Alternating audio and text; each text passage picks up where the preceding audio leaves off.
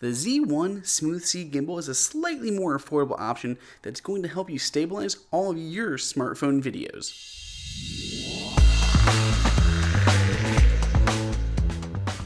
Welcome everyone, it is Andrew here from iDownloadBlog. Today I have the Z1 Smooth C Gimbal for pretty much any smartphone. This will work with smaller smartphones as well as up to about 5.5 inches, including the iPhone 6s Plus. Now, there are many different gimbals on the market for smartphones, and this one is a slightly more affordable option. It's going to come in between $215 and $250, which is still quite expensive, but when you see how good the videos actually look on this compared to holding them just in your hand, if you take a lot of videos, this may be something you should look into. In the box itself, you will have the batteries and the battery charger, a micro USB cable, which will be to charge the batteries as well as to plug in to the computer. You'll have a counterweight if you have a larger smartphone, and then you'll have the actual unit itself, the Z1 Smooth C Gimbal. So if we start with the batteries, you will receive two 18350 3.7 volt lithium ion batteries.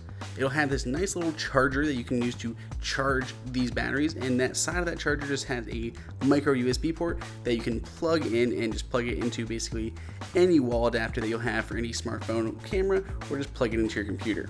There are lights on top that are red when charging and blue when finished. The gimbal itself is all metal, which is very nice. There's a joystick right there in the center that can move as well as click as a button. There's the micro USB port on the side and the on and off button on the other side of the actual handle itself. Like most gimbals, it is a little bit awkward when not turned on because there are a lot of these joints that kind of flop about. The one thing that I did know is inside of here, this is just kind of foam overlaying where the actual wires are, which I feel like could be a little bit nicer. The actual grip itself here that's holding onto the phone has a tripod mount underneath, which is nice, but it feels like kind of a stock part. Like, it does not feel very sturdy and it's plastic compared to the other better ones on the market. They're gonna be metal and hold on a little bit better. This is also very tight if you have a larger phone like an iPhone 6s Plus. It is very close when you're actually trying to fit the phone in there. It almost does not fit. It does, but it almost doesn't. When you first pick this up, it may take a little bit to kind of figure out the orientation of this, but be sure it's not too bad. So we have the actual body itself, but there is one other part, and that's going to be the counterweight. So if you do have an iPhone 6s Plus or larger phone, you will need to screw this counterweight on here. However, when the counterweight is on, the gimbal no longer lays flat. It's kind of propped up and it can't go down, and it makes me a little bit worried that I don't want it to kind of hurt itself. So whenever I travel with this, I do make sure I take that off. I wish that could maybe be tucked in the bottom or something, but no, you just kind of carry it freehand.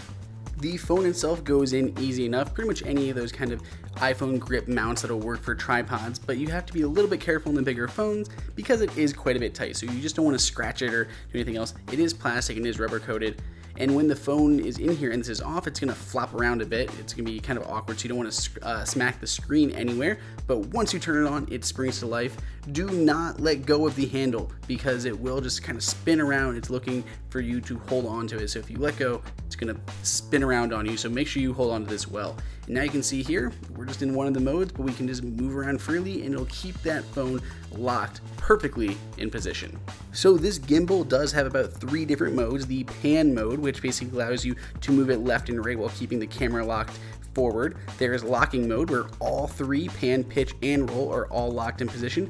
And there's pan and pitch mode, which the roll axis is locked, but it can pan and pitch and rotate just as it is. And you can switch through those modes by using the joystick by pressing it down once or twice to go forward or backward between the 3 different cycles. So you can see here we have this kind of lock going forward, and I can move around, and you can see in the little picture what it actually looks like as I get more and more violent with the rocking of my hand. And as I move that around, you can see it keeps pretty much locked right in that same position, whether I'm going up, down, left, right, wherever I'm moving my hand. It keeps a good follow right on the stomach, I guess, of my Homer Scarface poster. If we want to take this out and about, and I apologize for running down a kind of dark hallway, it's not the best source here, but here I am just running down the hallway, okay, just a few steps, just a blatant run, and now here I am doing it with the actual gimbal on. You can adjust it's down a little bit, but you can use the joystick to adjust the tilt of that phone. You can see it is a lot more stable. What I really like about this is you actually can upgrade the firmware. So when I got mine, it was a little bit, it kept kind of drifting off to the side. But thanks to the little utility for Mac and Windows, I was able to easily upgrade the firmware, and now it is even more accurate than when I had originally started reviewing this. It also has a couple different calibration modes. You can calibrate it offline by basically setting it on the counter, and that's going to help make sure it knows where perfectly level is. And you can also calibrate it using that utility for Mac or Windows. There it gives you the actual numbers of where it's angled, and you can adjust that till it's perfectly level. If you want to pick one of these up for yourself, you can find the link in the description below for a little over $200. If you found this video useful, go ahead and subscribe and let us know what you think of this gimbal or other better options in the comments below. And until next time, this has been Andrew for iDownload Blog.